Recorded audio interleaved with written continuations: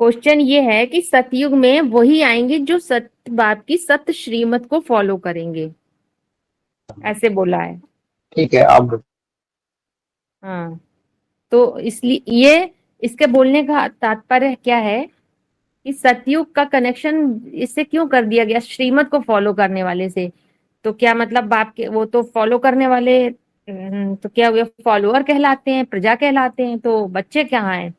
और फिर सतयुग में आएंगे बोल दिया, और बच्चे तो क्या करते हैं, बच्चे बाप के जो बच्चे होंगे वो सतयुग में आते हैं कि सतयुग बनाते हैं, सत्य का युग क्रिएट करते हैं, वो तो क्रिएटर होते हैं।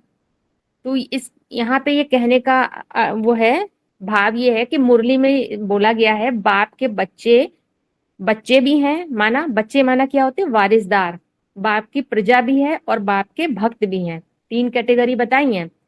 तो यहाँ पे आध्यात्मिकता में इन सबको स्टेज ऑफ माइंड के आधार पे समझना है। ये कैटेगरी है तीन।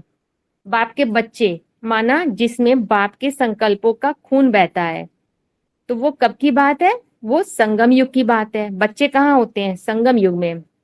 पुरुषोत्तम संगम युग में ऐसी स्टेज जब बनती है, बीज रूप स्टेज, माना कि जो आत्मिक स्टेज है वो उसको कहा गया बच्चे, वो वारिसदार क्वालिटी अर्थात बाप के बच्चे हुए। तो वारिसदार बच्चे बाप के वर्षे के हकदार होते हैं। कैसे, तो बाप का वर्षा क्या है, पहला पहला वर्षा तो ज्ञान है। आत्मिक स्टेज में स्वतः ही ज्ञान इमर्ज रहता है, तो बुद्धि में ज्ञान के पॉइंट्स चलते रहते हैं, माना मांगना नहीं पड़ता है झोली नहीं फैलानी पड़ती है। बच्चों को बाप से मांगना नहीं पड़ता है, बाप बच्चों को अपने आप स्वतः ही देता है जरूरत की चीजें। स्थिति के आधार पर जिस समय जो जिस पॉइंट की जरूरत होगी वो ज्ञान का पॉइंट इमर्ज हो जाएगा। तो बाप बच्चों को सर पे चढ़ा के रखता है, ऐसे बच्चों को। तो कैसे बच्चे हुए वो, 8 की लिस्ट वाले हो गए, मन मना भव की स्टेज वाले बच्चे हो गए। जो बाप के बच्चे हैं वो सतयुग लाने वाले हैं, क्रिएटर है नई दुनिया के। जो क्रिएट करेगा वही तो नई दुनिया में जाएगा। और वारिसदार उनको भी कहा जाता है जो बाप की प्रॉपर्टी को बढ़ाते हैं। तो प्रॉपर्टी क्या है, ज्ञान है। बाबा ने बोला भी है, बोल बोल करने से सेवा नहीं होती है, ना कर्मेंद्रियों से होती है। क्या है असली सेवा, क्या है, मन बुद्धि के लेवल पर। तो वो वाइब्रेशन लेवल को पकड़ लेते हैं। असली सेवा है माने एकाग्र हो गई मन बुद्धि।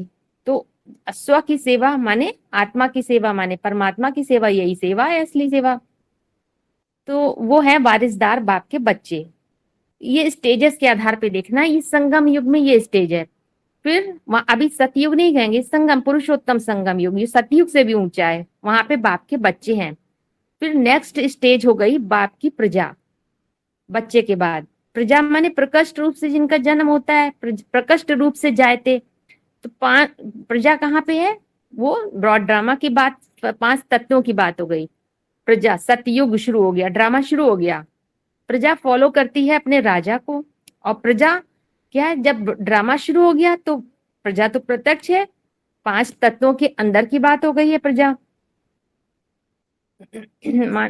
ब्रॉड ड्रामा शुरू होता है सत्य युग से। सतयुग में सत्य की प्रधानता होती है। तो शूटिंग पीरियड में आत्म भाव में जो विधान बनाया था, जो श्रीमत स्वयं के लिए निर्धारित की थी, फिर उसी पर चलने लगते हैं, माना फॉलो करने लगते हैं। तो बाप माना ही बीज रूप स्टेज थी। तो जो बीज रूप स्टेज में जो विधान बनाया स्वर्णिम संगम संगम युग में, तो वही उसी विधान पर ही जब चलने लगे तो सत्य का युग शुरू हो गया। तो अब अलग अलग नहीं देखना है कि बाप के बच्चे अलग हैं, बाप के प्रजा अलग है ना। ये तो स्टेज की बात है, स्टेज ऑफ माइंड की बात है। पहले स्टेज क्या थी, पहले थी बाप के बच्चे, यानी कि जो स्वर्णिम संगम में किस किस चीज की शूटिंग कर रहे थे, बाप के बच्चे, जिसमें बाप के संकल्पों का बीज रूप स्टेज को पहचान लिया, उसके आधार पे संकल्पों का खून बह रहा था। और उस स्थिति पे ही विधान बना था। जो विधान बनाया अब उसी को फॉलो करेंगे, जिसने विधान बनाया वही तो चलेगा, उस पर फॉलो करेगा। तो वहां पे नेक्स्ट स्टेज थी ये प्रजा की। शूटिंग पीरियड में आत्मभाव के आधार पे जो विधान बनाया था फिर उस पर चलते हैं, माने फॉलो करते हैं। इसीलिए बोला सतयुग में वही आएंगे जो सत्य बाप की सत्य श्रीमत को फॉलो करेंगे। फिर द्वापर कलयुग की शूटिंग में कौन सी स्टेज हो गई, भक्त की स्टेज ऑफ माइंड। अब ये ब्रॉड ड्रामा भी आप बाहर ना चले जाइएगा, सतयुग की शूटिंग हो रही है यहाँ पे, जो ब्रॉड ड्रामा की शूटिंग भी हो तो यहाँ पे होती है 4 युगों की। सतयुग त्रेता की शूटिंग की बात थी। फिर द्वापर कलयुग की शूटिंग में भक्त की स्टेज ऑफ माइंड, उससे नीचे स्टेज ऑफ माइंड पे आ गए। जितना जितना सत्य से दूरी बढ़ती जाती है तो उतना जो श्रेष्ठ मत थी श्रीमत, जिसके आधार पे विधान बनाया था, वो भूलते जाते हैं। तो देह भान के आधार पर भटकते हैं तो उनको भक्त कह दिया। तो ये 3 कैटेगरीज हो गई, मतलब किस के स्थिति के आधार पे, किस कहीं अलग अलग नहीं डिफाइन करना है इनको, अलग कि अलग ये है बाप के बच्चे हैं, अलग वो है। जिसने यहाँ पे विधान बनाया, जो बाप के बच्चे बने वही नेक्स्ट स्टेज में बाप की प्रजा हो गए, और फिर उसके नेक्स्ट स्टेज में बाप के भक्त हो गए। इसको इस आधार पे समझना है।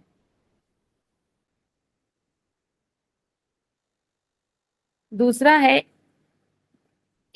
वो एक महावाक्य बोला इसमें, इसी मुरली में, बाप, टीचर और सतगुरु ये तीनों पार्टधारी तुम्हारे लिए एक हैं। अलग अलग व्यक्तित्व, अलग अलग पर्सनैलिटी नहीं है। तुमको 3 चांस दिए जाते हैं, बाप के रूप में याद करो, टीचर के रूप में और सतगुरु के रूप में। इसमें बाबा क्या कहना चाह रहा है?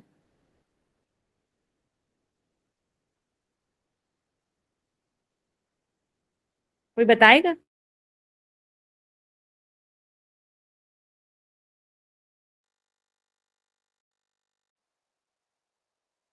इसमें सवाल ये है, आ रहा है कि इसमें बोला है अलग अलग व्यक्तित्व नहीं है, अलग अलग पर्सनैलिटी नहीं है।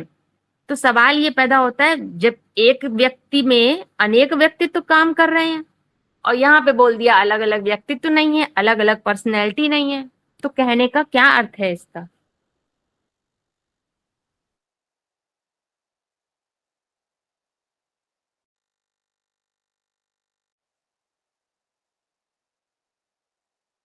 यहाँ पे दीदी व्यक्तिगत की फिर बात आ गई ना, अपना अपना पर्सनल जो पर्सनल जो सत्य होता है, जिसको कहते हैं ना पर्टिकुलर सत्य होता है। तो जब अपने बीच की प्रत्यक्षता हो जाती है, स्वयं को बीज प्रत्यक्ष हो जाता है बुद्धि में, तो उसके आधार पे बाप प्रत्यक्ष हुआ तो टीचर का पार्ट, उसी के आधार पे सीखने वाला प्रोसेस चलता है। किसको सिखाना है?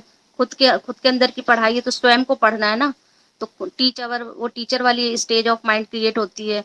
और फिर जैसे जैसे आगे बढ़ते हैं, पढ़ाई पुरुषार्थ करते जाते हैं, चिंतन मंथन करते जाते हैं, तो वो सत्य जो है फिर वो निकल कर, यानी वो प्रत्यक्ष हो जाता है, फिर वो गाइडेंस करने लगता है ना। ये तीनों एक ही तो है, ये नहीं नहीं, अपना अपना सुनिए, सत्य के आधार पर। इसमें क्वेश्चन ये है कि जैसे बाहर की दुनिया में एक व्यक्ति में अनेक व्यक्तित्व काम करते हैं, ठीक है? तो यहाँ पे इसमें बोला गया कि ये बाप, टीचर और सतगुरु जो ये है, ये तीनों एक ही हैं, अलग अलग व्यक्तित्व तो नहीं है। ऐसा क्यों बोल दिया गया? जैसे बाहर की दुनिया में कोई फादर है और वो टीचर बनेगा, तो जब घर में फादर है और बाहर टीचर बनेगा तो उसका व्यक्तित्व एक बदल जाता है, टीचर के रूप में कार्य कर रहा है। बाहर कहीं ऑफिस में वर्क कर रहा है तो वहां का मैनेजर है, तो वहां मैनेजर का व्यक्तित्व अलग हो गया, एक व्यक्ति में अनेक व्यक्तित्व हो रहे हैं। तो यहाँ पे ऐसा क्यों बोल दिया? ये क्यों नहीं बोला कि अलग अलग व्यक्तित्व हैं? है एक ही व्यक्ति, माने व्यक्तित्व अलग अलग है, ऐसे क्यों नहीं बोला? यहाँ कहने का भाव क्या है?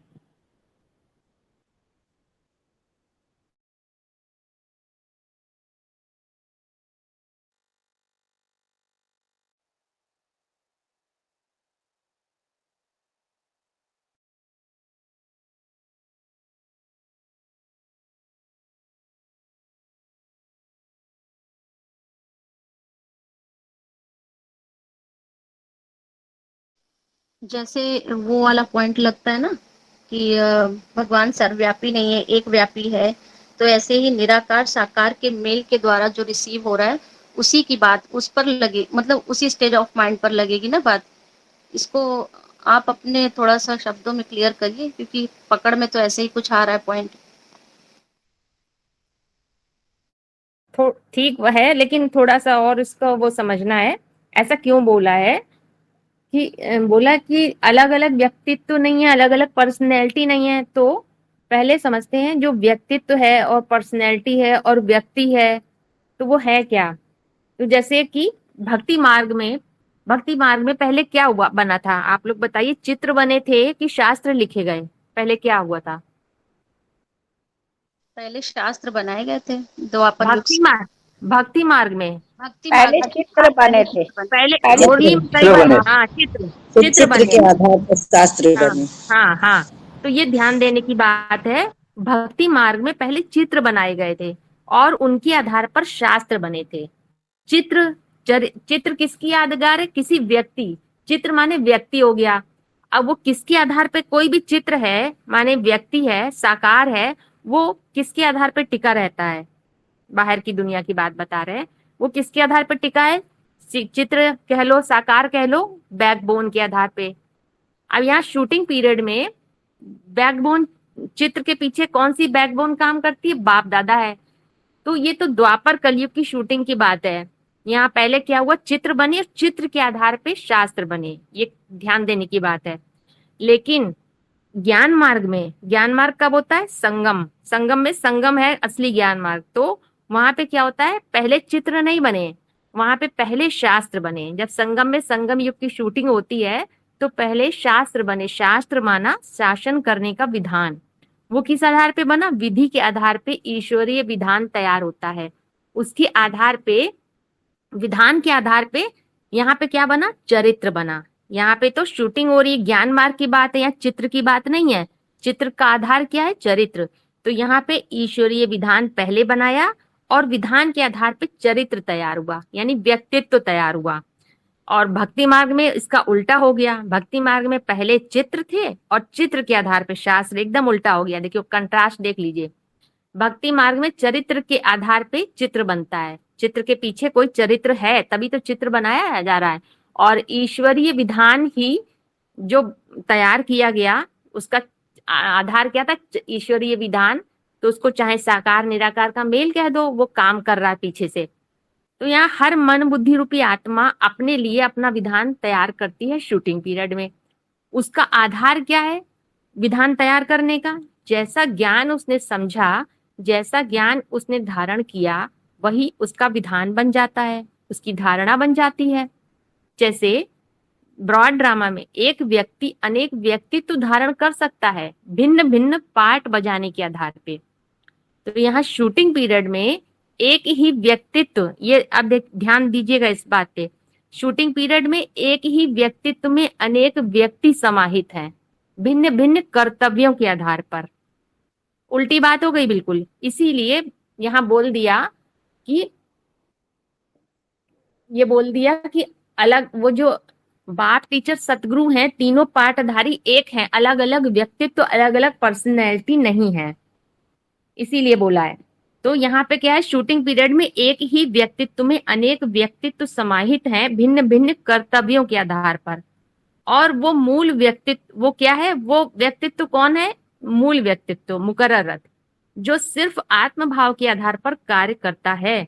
इसीलिए मुरली में बोल दिया, ऐसी कोई बात नहीं जो तेरे पर लागू ना होती हो उस व्यक्तित्व के लिए, क्योंकि उसमें अनेक व्यक्ति समाये हुए हैं। तो इसी तीनों, इसीलिए बताया बाप टीचर सदगुरु एक ही व्यक्तित्व है। तो किस आधार पे कह दिया एक ही व्यक्तित्व है? कि मन बुद्धि रूपी आत्मा की जैसी कॉन्शियसनेस स्मृति होती है, जागृति होती है, वैसा ही वो पार्ट बजाती है। आत्मा पार्टधारी है, अथवा कह सकते हैं वैसा ही पार्ट को धारण करती है। तो जब बोला है बाप टीचर और सतगुरु तीनों पार्टधारी तुम्हारे लिए एक हैं, माना एक ही व्यक्तित्व है, अलग अलग नहीं है, क्योंकि तीनों पार्ट आपस में इंटरकनेक्टेड है।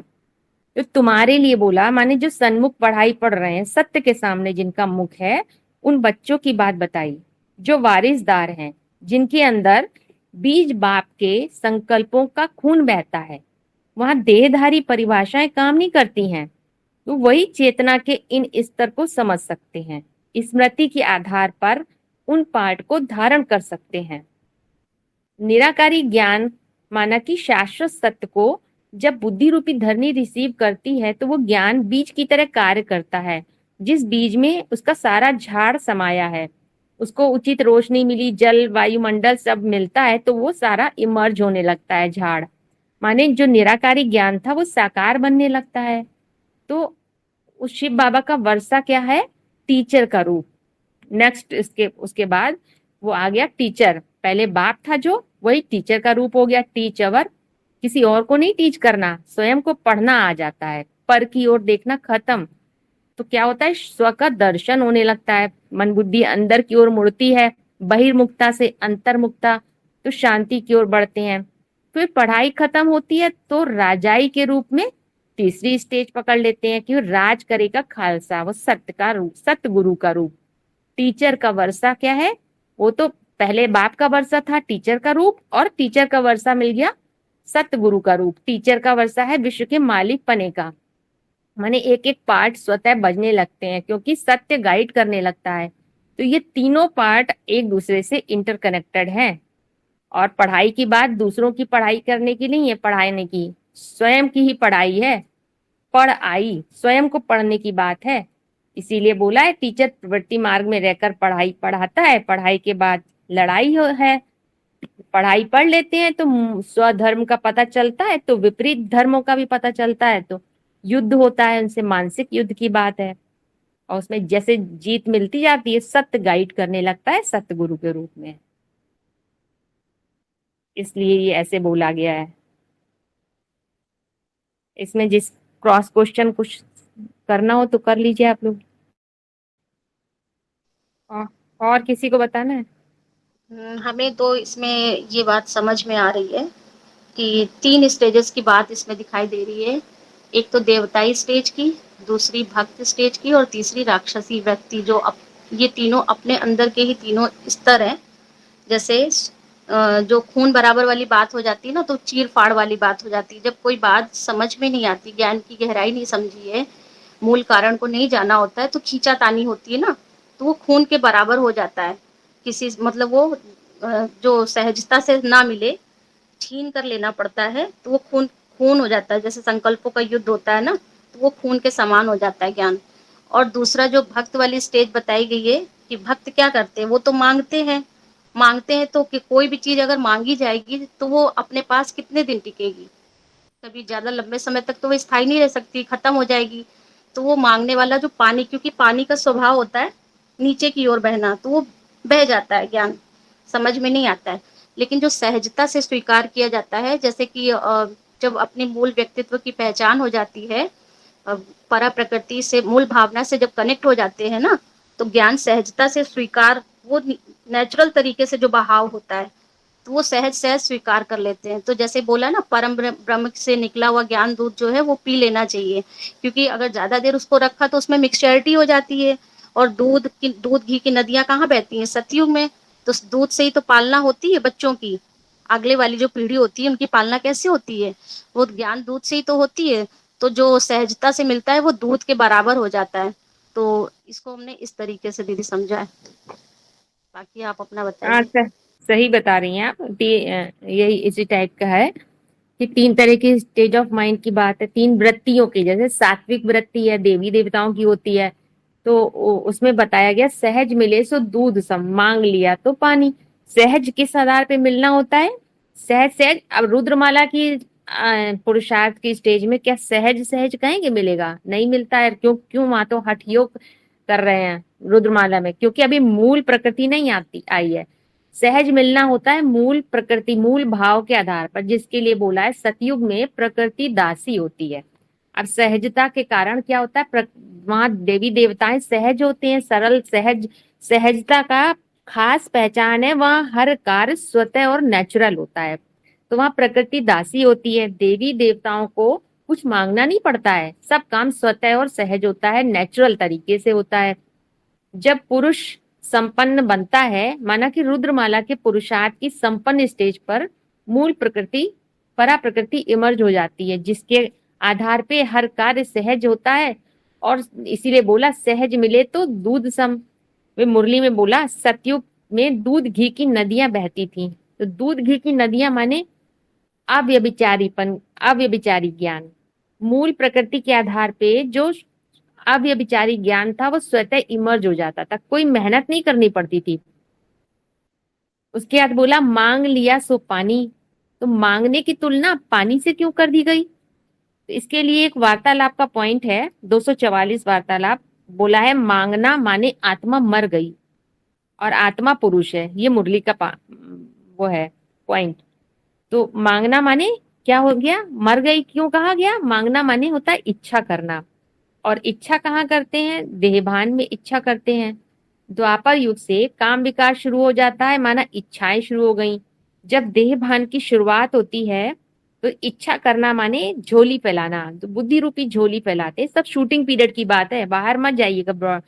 बुद्धि रूपी झोली फैलाते हैं, द्वापर युग की शूटिंग हो रही है तो शक्तियां, जो शक्तियां क्षीण होती थी, जो एकाग्र बुद्धि में पहले एकाग्र बुद्धि थी तो शक्ति क्षीण नहीं थी, तो झोली फैलाने की बात ही नहीं थी। अब शक्तियां क्षीण हो रही तो झोली फैलाने की बात है।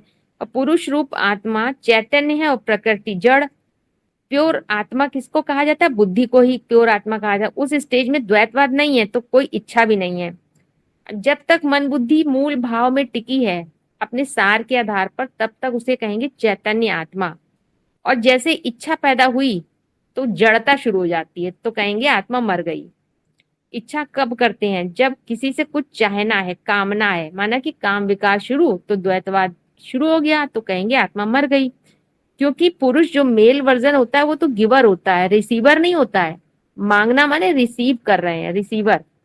मांगना माने उस स्टेज से नीचे उतर आए हैं, तो मर गए कहा, कह दिया गया। फिर तीसरी स्टेज है जो कलयुग की बात बताइए, छीनने वाली बात। तामसी वृत्ति आ गई, छीन लिया तो खून बराबर। तामसी युग में मांगने से भी काम नहीं चलता है तो छीनना शुरू कर देते हैं, जिसे संकल्पों का खून बहता है। तो यहाँ पे जब मांगने से पेट नहीं भरता है तो जो बुद्धि रूपी झोली फैला रहे थे, मनन चिंतन तो कर रहे हैं लेकिन संतुष्टता नहीं मिलती है, क्योंकि बुद्धि में तमस आ गया, अंधकार अज्ञान का, तो सत्य से दूरी बढ़ गई है, बढ़ती है, तो अज्ञान अंधकार है, तमस है, तो मूल प्रकृति से दूर होते जाते हैं, अपरा प्रकृति से सुख लेने की कोशिश करते हैं, तो जिससे देह भान के संकल्पों का खून बहुत बहता है। इसके लिए बताया गया कि खून बहन, एक मुरली का महावाक्य है, पांडव अहिंसक नॉन वायलेंस कैसे बने? भगवान की याद से बने। जब तो लड़ाई कैसे हो? जो शास्त्रों में दिखाई है। जब याद भी नहीं करेंगे तो लड़ाई होगी, याद में रहेंगे तो लड़ाई की बात ही नहीं। मतलब हिंसा कब शुरू हो गई? तब उसको पांडव नहीं कहेंगे जिस समय हिंसा कर रहे थे। और यहाँ बताया गया जब स्त्री पुरुष है लड़ाई लड़ते हैं तो संकल्पों का खून बहुत बहता है। मुरली में बोला गया है ये आत्मा का खून है, संकल्पों का खून बहेगा तो आत्मा कमजोर बनेगी। तो इस तरह से ये तीन इसकी बात बताई है, तीन तरह की स्थितियां हैं। तीन सात्विक वृत्ति थी, फिर मांगना वो भक्त क्वालिटी वाली स्टेज में मांगते हैं, और फिर तीसरी तामसी वृत्ति आने पर संकल्पों का खून बहता है, ऐसी जब छीनने की कोशिश करते हैं तो संकल्पों का खून बहने लगता है। हठ योग के आधार पर सुख लेने की कोशिश कर रहे हैं।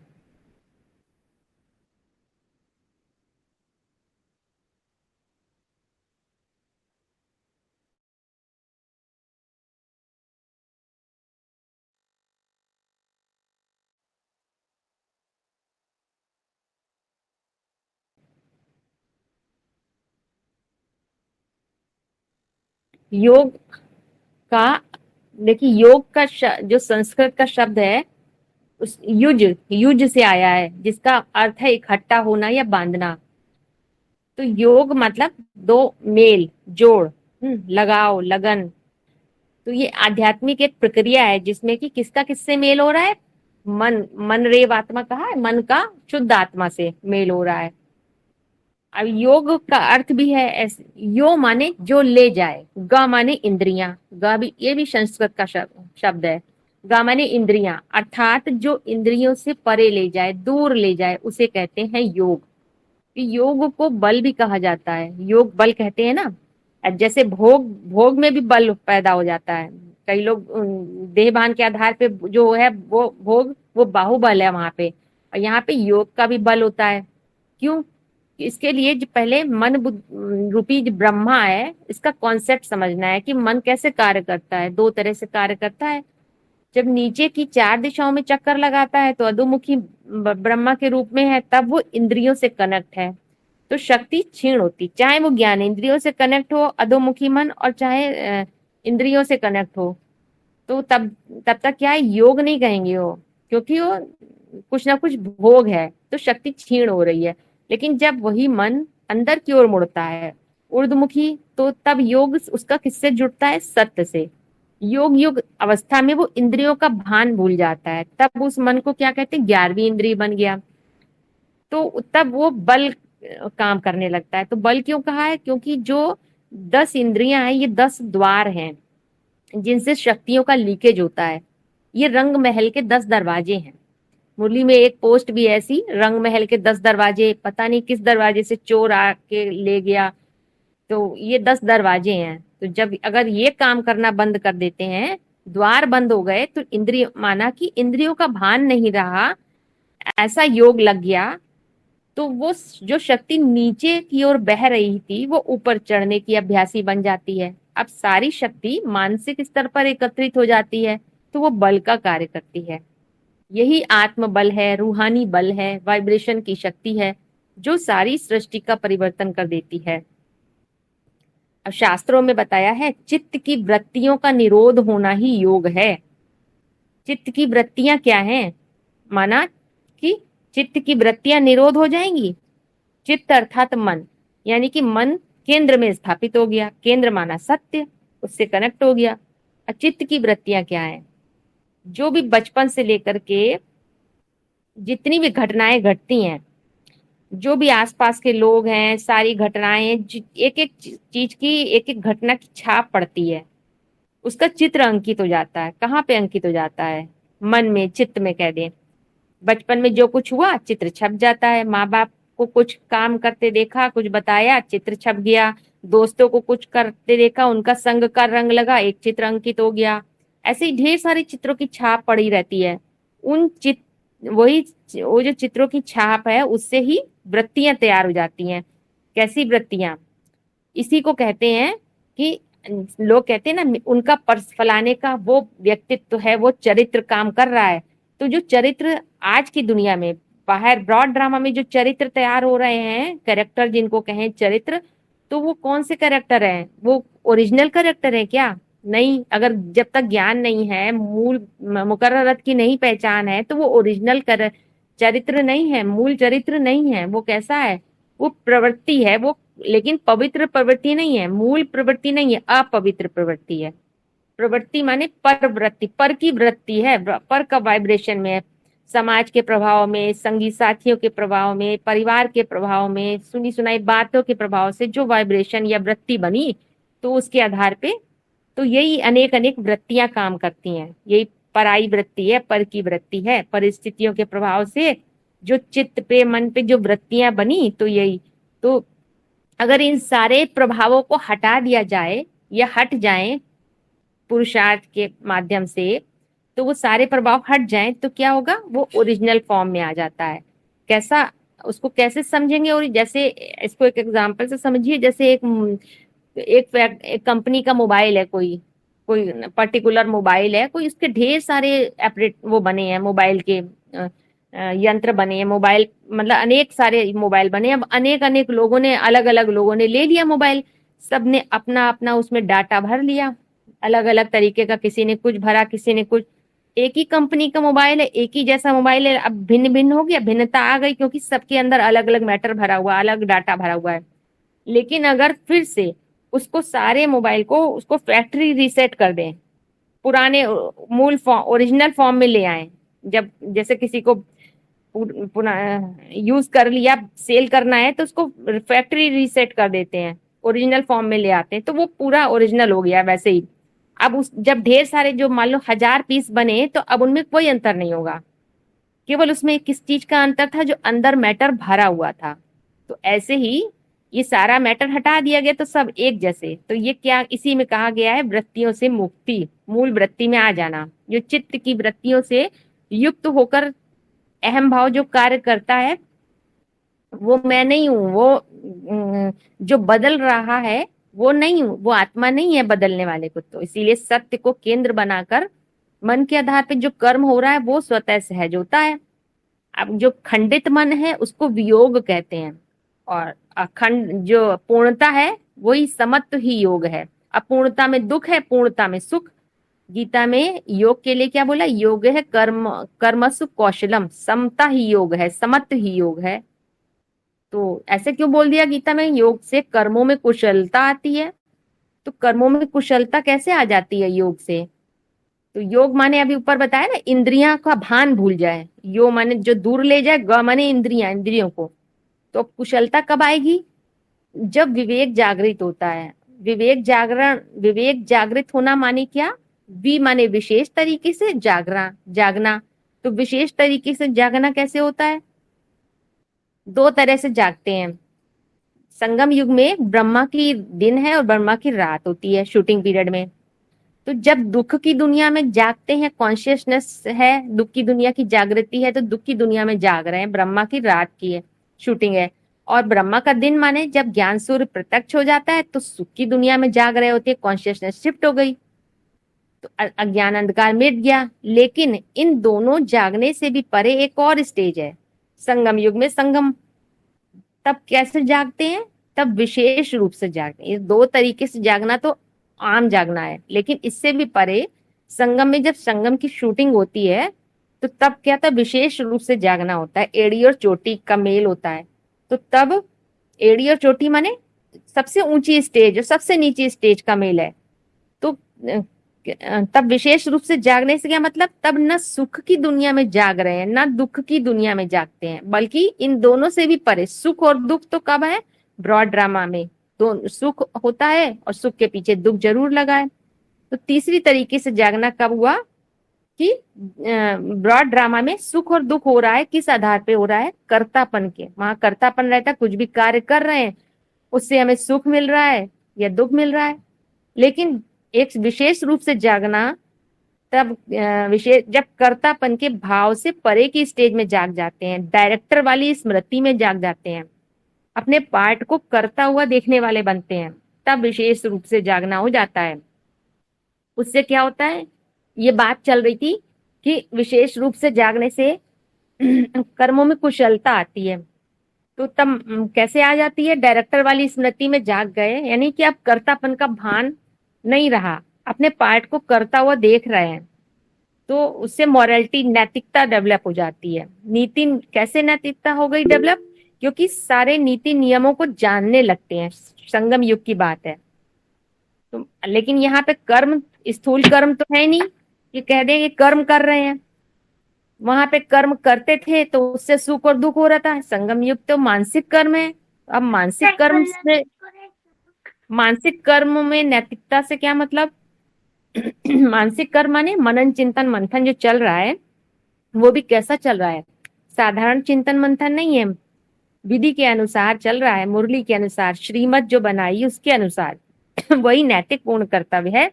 इससे कर्मों में कुशलता आती है, युक्ति युक्त कुशलता। माने उनकी धरनी क्या हो गई उस स्टेज में? जो पुरुष है जो चिंतन मंथन कर रहा है और विधि के आधार पे कर रहा है, तो उसकी धरनी क्या हो गई? कौशल्या। कौशल्या से किसका जन्म होता है? राम का। ये तीन धरनियां हैं, कौशल्या, केकई और सुमित्रा। पुरुषार्थी स्टेज में धरनी माने जिनका आधार लिया है पुरुष ने, पुरुष रूप आत्मा ने कोई ना कोई आधार लेके मन बुद्धि कार्य कर रही है ना। तो यहाँ पे पुरुष के अर्थ कर रहे हैं, पुरुष को ऊंचा उठाने के लिए करा जा रहा है। तो उसके लिए धरनी हो गई कौशल्या। उस समय क्या होता है कि जब कर्म, मानसिक कर्म मतलब मनन चिंतन मंथन हो रहा है, तो ये नहीं मन में आता कभी भी कि मैंने किया। अहंकार आ जाता है ना, जैसे कि अरे ये चिंतन मंथन तो हमने किया है, इतना गहरा चिंतन मंथन। लेकिन अगर स्थिति ऊंची होगी तो कभी ये अहंकार नहीं आ सकता कि ये चिंतन मंथन हमने किया। ऊंची स्थिति के आधार पर ज्ञान स्वतः ही इमर्ज होता है, इमर्ज हो जाता है। तो उसको कहते हैं हाँ। हड्डी हड्डी स्वाहा करना, हड्डी हड्डी सेवा करना। यानी देह भान की स्मृति बिल्कुल भूल गई, इंद्रियों का भान ही नहीं है ना, तो वो बात साबित हो जाती है। तो उसी को कहेंगे कर्मों में कुशलता। तब और उसने दीदी इसलिए एक, बोला सारी सेवा बाप दादा कराते हैं। वो कैसे कराते? तुम मुझे जितना याद करते हो उतना मैं तुम्हारे साथ हूँ। तो यहाँ तो स्मृति की बात है, वो स्मृति है, ऊंची स्थिति है, तो फिर सारा कार्य बाप दादा, सारी, ये मुरली में कई बार बोला, सारी सेवा बाप दादा बाप दादा कराते हैं। कराते हैं। हाँ, ये पॉइंट है और ये लगता भी है इसी स्टेज ऑफ माइंड पे। और दीदी एक एक पॉइंट और है इसमें, आपने ऐड किया था ना जो तीन धरनी बताई है, कौशल्या वाली, सुमित्रा, एक जो कैकेयी वाली भी जो है, तो कई कई धारणाओं का आधार लेकर के बढ़ते हैं, तो उसको, और ये जो सुमित्रा वाला पॉइंट है, ये थोड़ा सा इसको थोड़ा सा क्लेरिफाई करिए। को झाड़ के चित्र से समझिए ना, झाड़ के चित्र में तीन दिखाया गया है, तीन एक बीच में तना जा रहा है, और दो राइटियस साइड की डाल टालियां हैं और लेफ्टिस्ट डाल टालियां हैं। एक राइटियस धर्म है जो भारतवासियों को सपोर्ट करते हैं, और दूसरे हैं लेफ्टिस्ट धर्म, और बीच में है सीधा तना जा रहा है। तो जो सीधा तना जा रहा है वो कौन सी धरनी हो गई? वो राम का जिससे जन्म हुआ, वो भारतवासी है ना जो हाँ, वो सीधा जा रहा है, सीधा कौशल्या जाता है वाली भारत, धरनी। वो कौशल्या हो गई। और जो राइटियस जा रहा है वो सुंदर मित्र हैं, सुमित्रा। किसके सुंदर मित्र हैं? भारतवासियों को भारतवासियों के, सहयोग। ठीक तो जो ठीक। पांच भारतीय धर्म हैं, तो वो हो गए सुंदर मित्र, सुमित्रा हो गई वो टहनी। और फिर जो कई कई कर लेते हैं, यानी कि कईयों कईयों का आधार बना लेते हैं, तो कईयों कईयों का सहारा ले लेते हैं, वो कई कई जो विदेशी विधर्मी हो गए ना। हम्म। तो क्या हाँ क्या दीदी। करते हैं कि यहाँ कई कई रखी जाती है ना। हाँ, कई कई कन्याओं माताओं को कर लेते हैं वो। हाँ हाँ हाँ। ठीक। तो यहाँ ये तीन तरह की धरनियां हो गई पुरुषार्थ की स्टेज में। ठीक है, ठीक है, समझ गए।